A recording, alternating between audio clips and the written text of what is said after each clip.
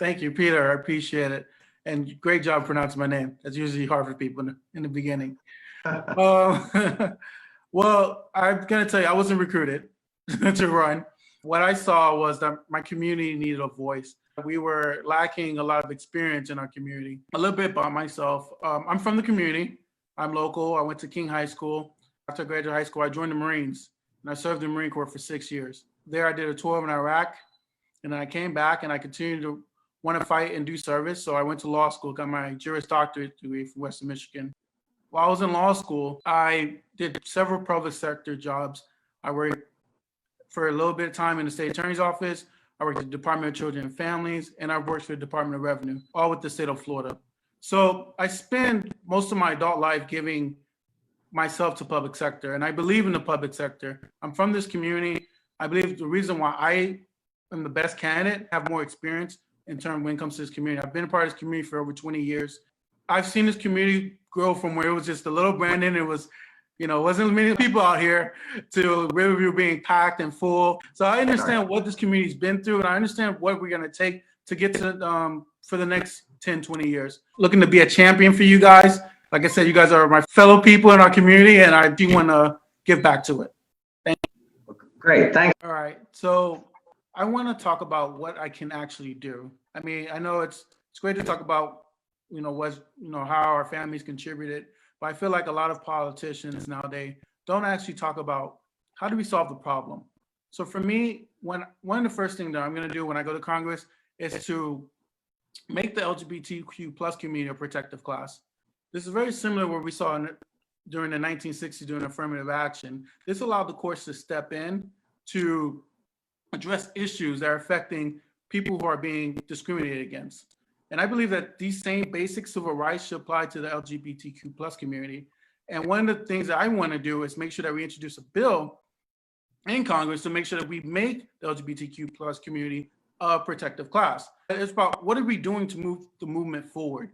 And I believe that the best way to do that is introduce bills and laws that addresses the issues that are plaguing them, like affordable the housing crisis, where you essentially have, people being discriminated against when purchasing homes, issues such as adoption, where LGBTQ plus people in the community that's also being discriminated against. These are how we move the movement forward, by addressing these issues and attacking these issues.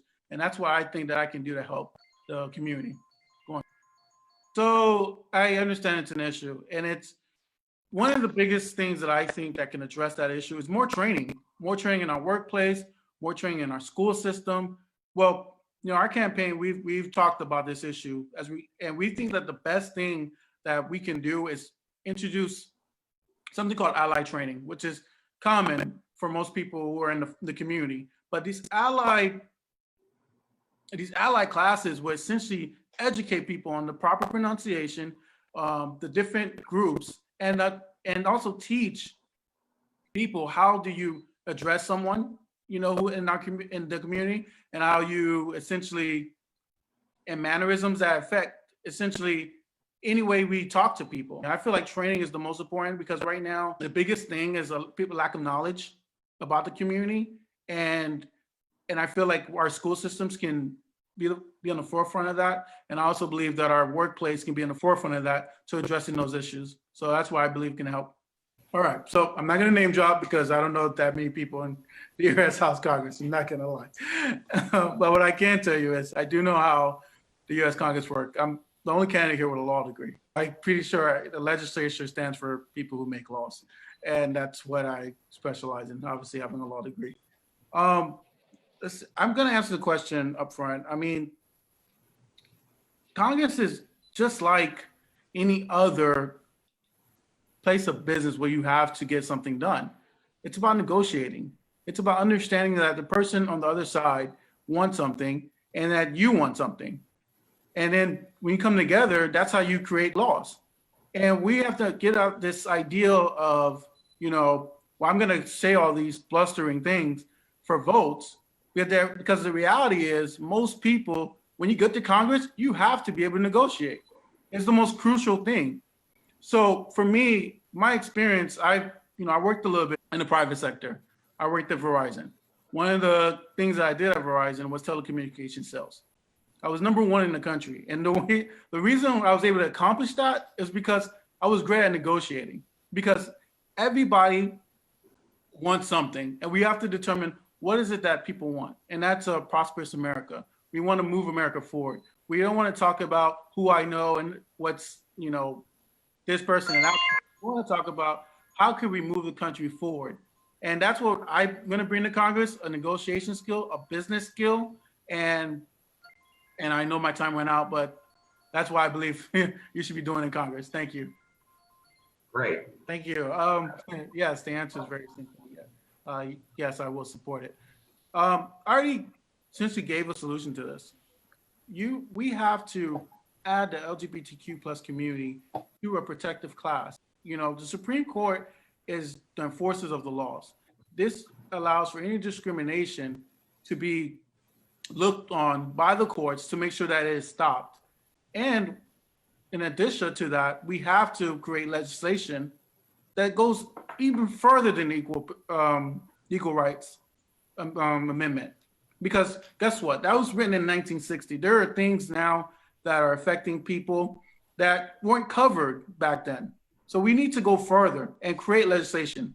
And like I said, it goes back to understanding the vital fundamental principle, which is how do we get things done? It's great to say that I did this, I did that, but it's about getting things done. It's about having solutions. It's about having actual accomplishments. It's great to essentially say that, hey, guess what? I've done this for previous years, but it's not okay to say that, guess what? I didn't accomplish it, but I said something. That's the most important thing to me. I'm a person that when I say something, I make sure I deliver. And I make sure when I say that I'm going to try and fight, I'm going to make sure I fight, and I'm going to make sure that it gets done. So my answer is yes, that I am definitely going to fight. And I'm definitely be a champion to make sure it gets done. Trump has been attacking us. He's been putting judges that are anti the movement, essentially. And, this is why it's important to have a U.S. House to tackle this issue by creating legislation. A lot of people don't know this, but the only way you can override the Supreme Court is through legislation and bills. So I essentially state that we should create bills that go further than just the Safe School Act. Because as I alluded to earlier in my opening, I stated that we need allied training program.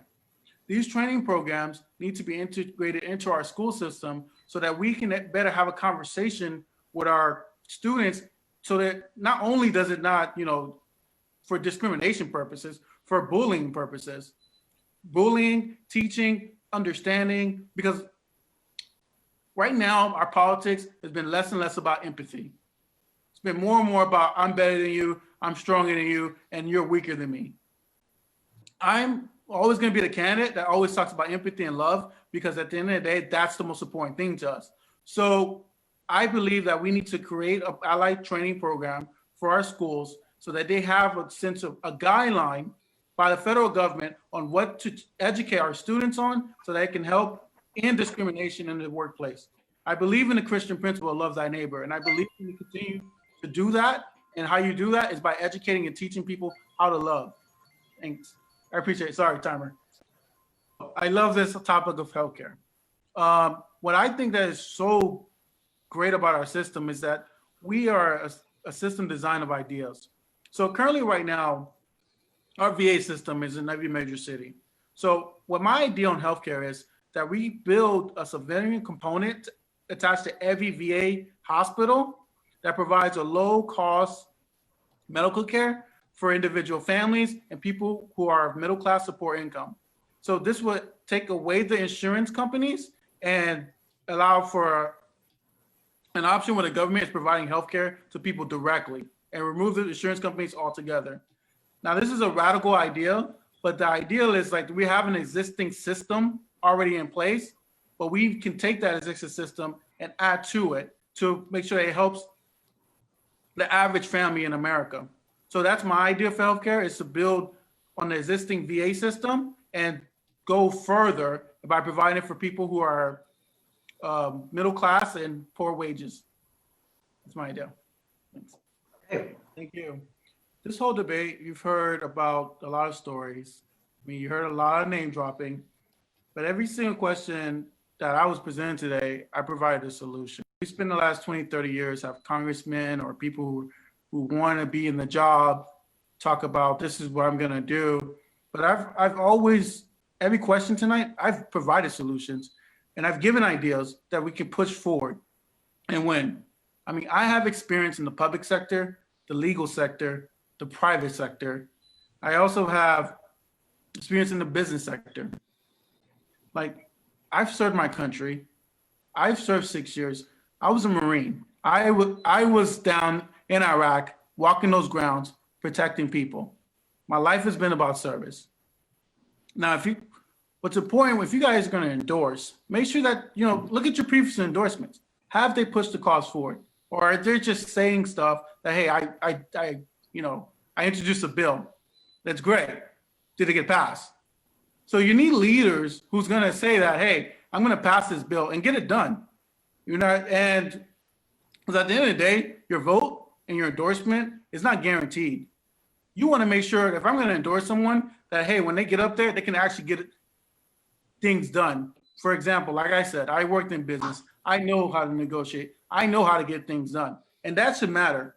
I mean, our campaign, I've told every volunteer who will focus on us. And what the most important thing in our campaign is community. Focusing on building our community with experienced leaders. So I know my time is up. So I'm going to wrap up. I'm going to say, I want you guys to join our campaign. Jesse Philippe, we want you to come out there. We want your support. Thank you, man, Peter.